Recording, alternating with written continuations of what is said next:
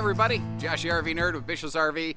I am tired at the end of the day, long hot day, recording a lot of things, but I had to get one more. I wanted to get another look at one of these wolf dens here. This is a new series from the Cherokee division of Forest River, and what I like about this is it's their new, more budget-focused series. Certainly, it's far more price accessible, but it still includes so many really nice features. Now, you can see where it doesn't have all the equipment of, say, like something like a gray wolf, but I ain't mad at what it does have. It has more than it doesn't have, I'll say it that way. And what I like about this is they didn't take a gray wolf and just scrape crap out.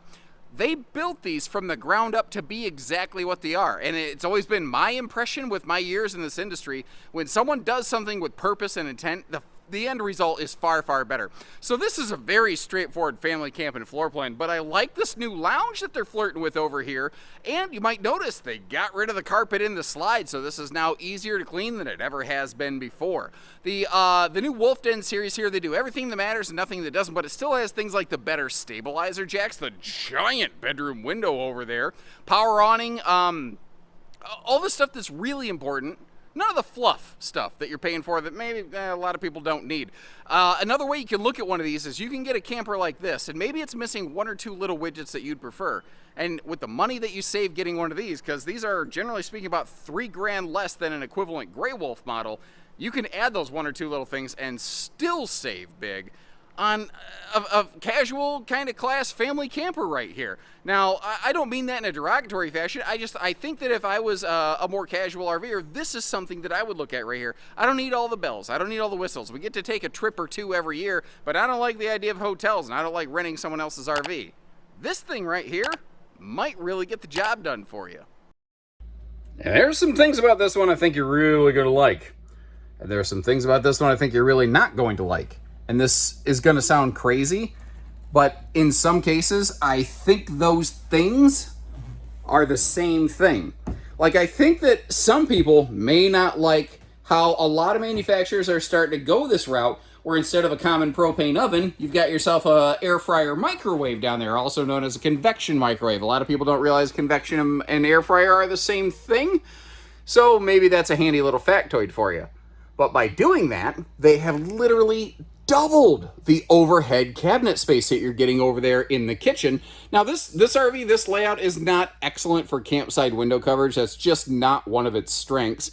But if you do choose to add some rainy day entertainment over here, it kind of angles over toward the slide, and really everybody gets a pretty good look at the entertainment. Being a more base, bare budget series, they didn't go crazy dressing and pressing this up. That might be a nice little spot to maybe, throw a dog bed or something like that over there that maybe, I could crash on when I get in trouble with my wife. That may be a handy dandy thing.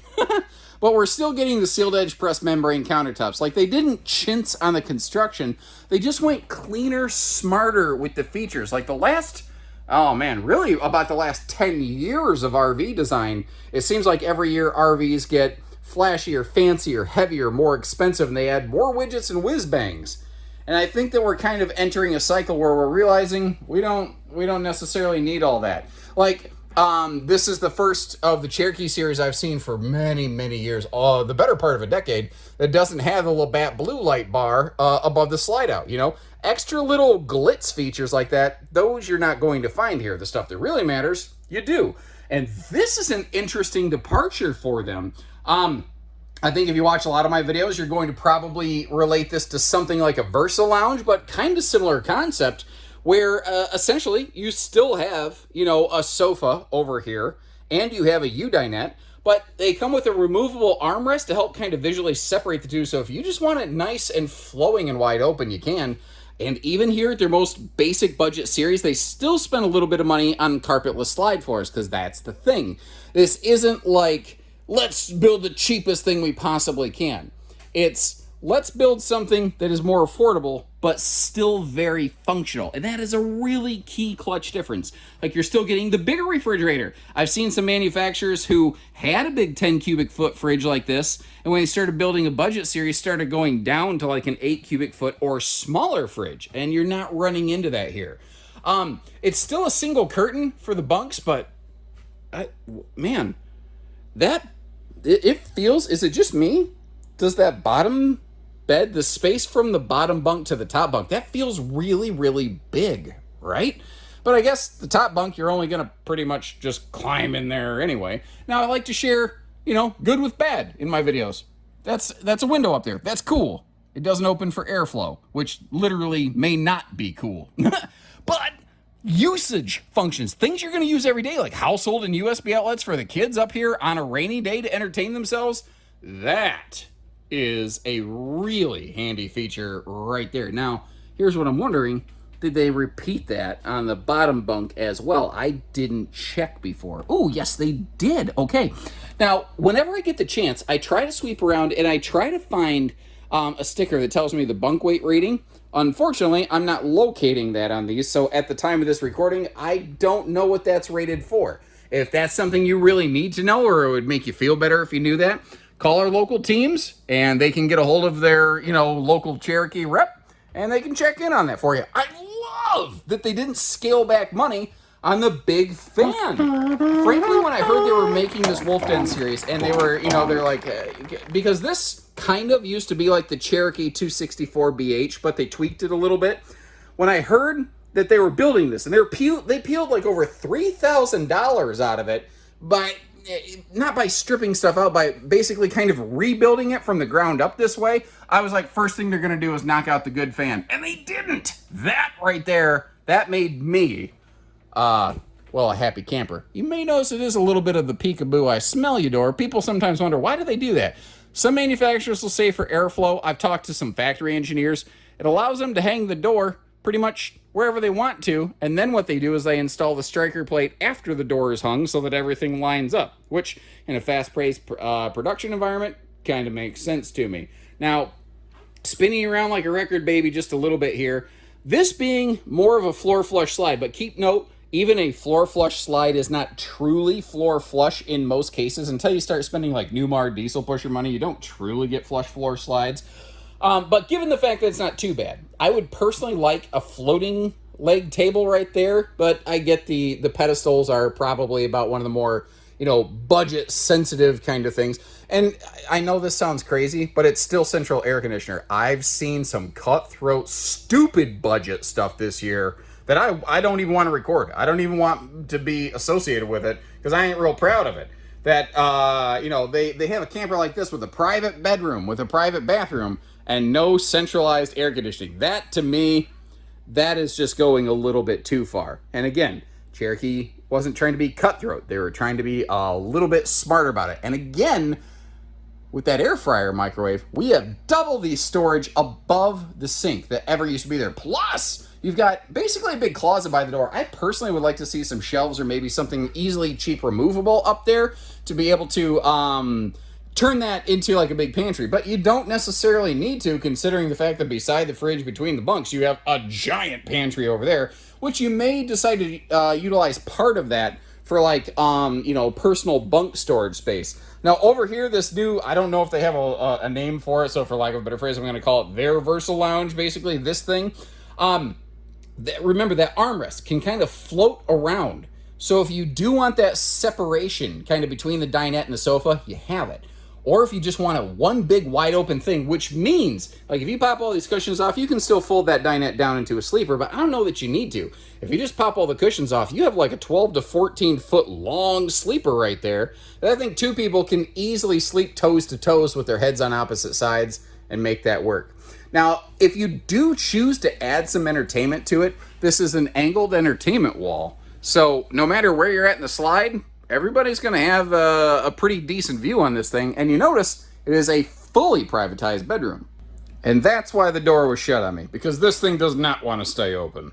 This door is like that. Everybody has that one local restaurant that like every year closes and then it reopens and there's a sign up front that says under new management. Yeah, but you're still the same crappy restaurant serving the same crappy food. Sorry, I got off topic there. Up in the bedroom. Oh, sorry, that's just the way my brain works. Household and USB outlets on both sides of the bed. The tall black thing, that is a mount for a drive or driven or whatever it is, portable Bluetooth speaker that's not included with the camper, that you can get off like Amazon or something like that. That frankly, you could probably get less expensive Bluetooth speakers regardless. But, it is what it is. Now, This is one thing that they did scale back on a little bit compared to a full gray wolf that would have a cabinet over the bed. It is just a shelf. That is very common in a more budget-focused camper. It is still a Camp Queen bedroom, although you may notice how it does have some space at the foot of the bed. You could slot a true queen in here. However, if you do that, you are going to be doing the butt scoop boogie to get around this wall right here. There's just really kind of no two ways about it. Now, they did a thing under the bed, and I'm told they're not done yet, but here's where they're at with it right now. It's like a lift-up sort of cargo bed, but the thing is like it doesn't hold itself up yet. Now, you can wedge the mattress like I did to kind of hold that thing up. I don't know that that really qualifies as a viable solution in my book, but I'm told that they're like, yeah, we don't like that either. They had a different method of it the first time around that they just didn't like, and they're trying to figure out a way without breaking the bank to help that bed platform stay up to get to that. Because it's kind of cool. Like if your front pass-through storage, if your cargo shifts, because it's not actually truly a pass-through from side to side anyway, it can be hard to get to. So what they're doing is they're coming up with an altered version of something that can basically allow you to get to that cargo from the inside if it shifts. Once again, that door closing on me, kind of irking me. And I think we're to the point, I'm going to close the slide up for road mode and see what we get. Although, I don't think I'm going to be able to stand where I'm standing. I think we're going to lose the bedroom. Yep. Contrary to what my wife thinks, sometimes I do hate being right. I will admit it is the minority of the time, but this would be one of those. So what can we access? Well, with the way this lounge kind of plays out, you can still do the sideways slip slide and slick your way over here through to get to the kitchen.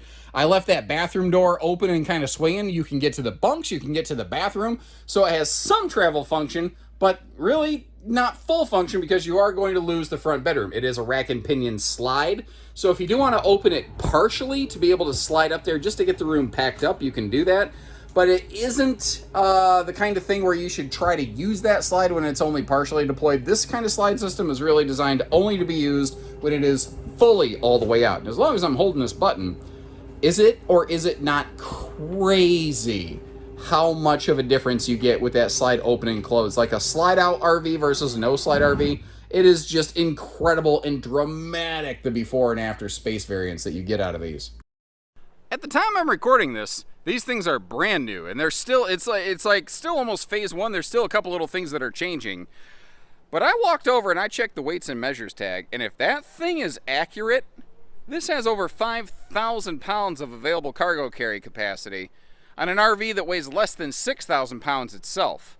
Now, I like when an RV has excess cargo carry capacity, so you're not stressing things, but I do question if that statistic that I saw over there is correct, and this thing has over an 11,000 pound GVW. I almost question, is it too much? Did they go too far? Because that changes, your legal requirements on your vehicle. There are some ramifications of that. I'd be kind of curious to know, what do you think about that whole kind of conversation there? Now, what's great, you still have the nice LCI quick drop stabilizers over there just in front of the tires in an interesting position. There is a gas grill quick connect. It almost feels like that kind of belongs a little bit closer to this front stabilizer, but at the same time, or near the back of the RV, but at the same time, it is right next to where that awning arm is located. So you have the choice of grilling kind of under the awning or not under the awning. And that is one of the only downsides to this big, giant, mega viewing window off the bedroom right here. It does kind of play havoc with how big of an awning you can install in the RV, but this thing tipped to tail, a little over 33 feet, still had plenty of sidewall space for a good awning on there. Now that length is another thing. If you live in crazy wind country, you might want to bump your expected tow vehicle up a notch. Just a little pro tip there for you from old Uncle Josh. Now, working our way back here, I just noticed something! No outside speakers. I harp and I gripe and I moan and groan about outside speakers and how I'm not a big super fan of them on RVs.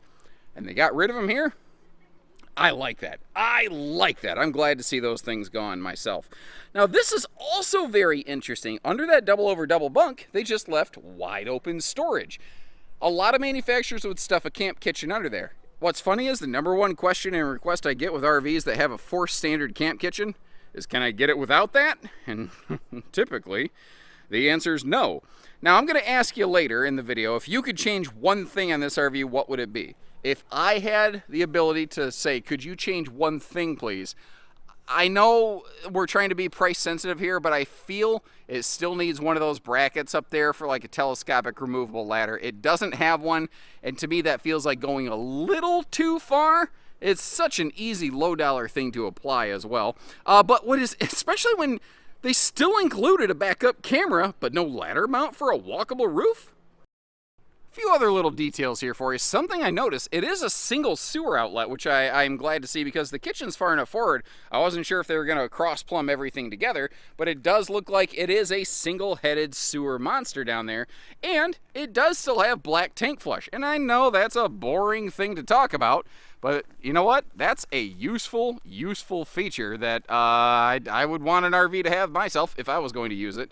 Now again, the standardization of the Cherokee group allows them to still include some nice things like a full hot-cold utility shower and a tankless on-demand water heater right here. And when you start getting into more budget-focused stuff like this, a lot of times, because that water heater is something a first-time buyer doesn't know anything about, that tends to be an area where this is cut corners. And that's not what this RV is. It is lean, mean, and clean. It is streamlined. It's not corner cut.